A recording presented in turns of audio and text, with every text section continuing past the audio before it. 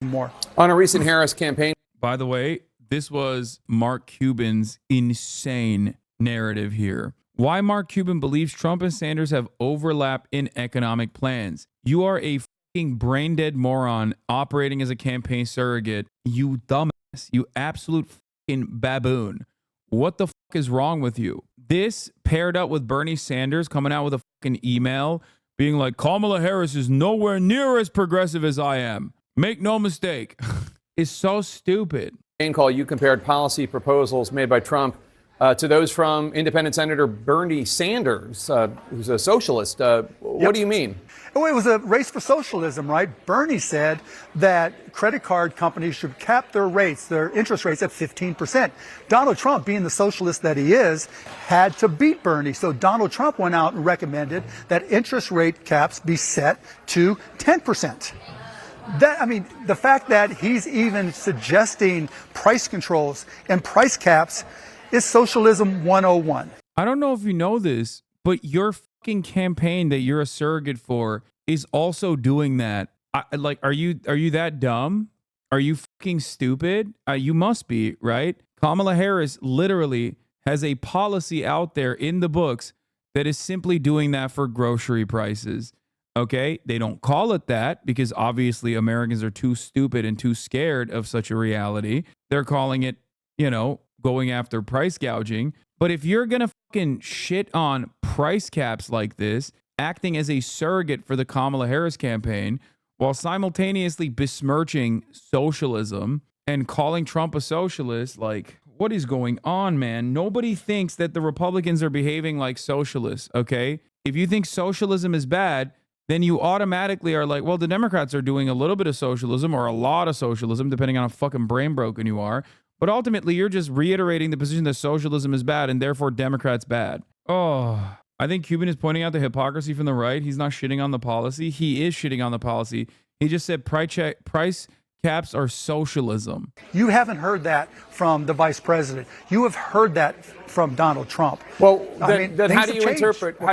How do you interpret what she's doing in terms of price gouging, taking on price gouging by food companies? Oh, Jake Tapper immediately. Okay, there you go. What do you mean? You just said you fucking hate price caps while you're literally talking about acting as a Kamala Harris surrogate. There. It's such a dumbass position to launch as a fucking Kamala Harris surrogate that even Jake Tapper was like, what are you talking about? Because a lot of critics have said that is a form of price controls. I'm glad you asked me that, Jake, because taking on price gouging is not price controls. She's not saying what the price of tomatoes should be. What she's saying is when there's a crisis, and there will be other crises, there'll be hurricanes, there'll be tornadoes, there'll be floods, there'll be other disasters. And when those disasters happen... Yeah, it's already illegal. The follow-up then is, well, okay, that's already illegal, so I guess it's not a new policy. She's not going to do anything then. She wants to be in a position to be able to say, no, you can't jack up those prices by 40%. Oh, wait. Are you saying that she's going to institute, I don't know, some kind of cap? She said, you can't jack up those prices. Oh, as in she's going to control prices? Put a cap on the prices? What a fucking idiot this guy is. The Harris campaign needs to get Cuban out campaigning for her. How many Republicans does it take to... What? You have to stay within a particular realm, a particular guideline. And Mark Cuban is such a capitalist, then why is he defending this position where he thinks demand doesn't deserve to control the price? Not saying I agree, but this argument is so stupid. It depends on what his ambitions are. If it's an industry that he is like invested in, then I'm sure he fucking wants to make that argument. But if it's something else, then, he's going to be like, you can have some controls. And by the way, there are already 37 states that have similar guidelines. All she's doing is saying, we're just going to make that a national law. So that's certainly not price caps or price controls at all. Donald Trump, on the other hand, is the king of price caps. Why are you saying this about Donald Trump when price caps, in terms of going against price gouging, is Kamala Harris's most popular policy? Hey, let me tell you about Kamala Harris's most popular policy. First of all, It's very different. It's not like Bernie Sanders at all. Bernie Sanders, one of the most popular, historically popular congresspersons of all time. Trump is exactly like that guy. Also, on top of that, Kamala Harris's most popular policy, yeah, Trump is doing that. Trump wants to do that. What is happening, man? If the Republicans keep giving corporate tax cuts, why do they keep endorsing Democrats? You mean corporations? First of all, more corporations still endorse the Republican Party than the Democratic Party. It's sector by sector. That's number one.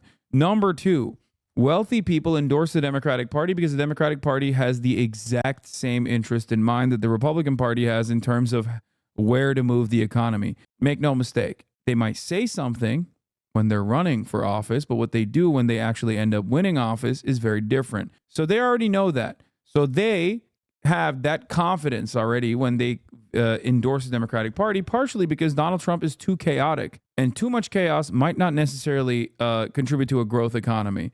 So that volatility alone is one reason why a lot of corporations who want some level of stability will choose to defend the Democratic Party over the Republican Party. It's bad. Too much volatility is bad for business. That's the major reason why they go with the Democratic Party when they do. But even then, there's plenty of fucking industries that still are firmly in the tank for the Republican Party.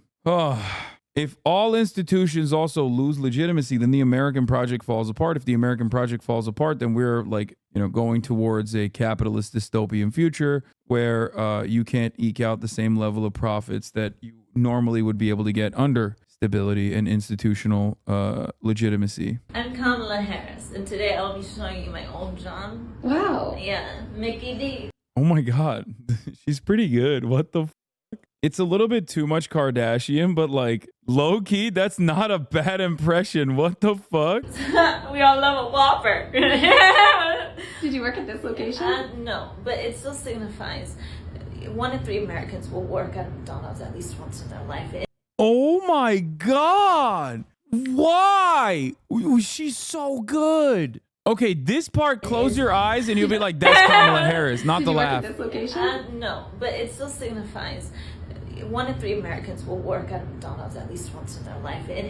Oh my God. Bro, what the f? This is... Okay, she needs to be arrested for fucking impersonating the presidential candidate. What the fuck? Is America. Okay. Let's go get a Whopper or something. Yeah. What do you like? Extra onion? I like some Oh my God, fries. it smells like home. They didn't have these when I worked here. I don't know how this works. I don't like that at all. And under my rule, there'd be no more. Yo, the body double is still a work in progress. Yo, she's so fucking good. Holy shit.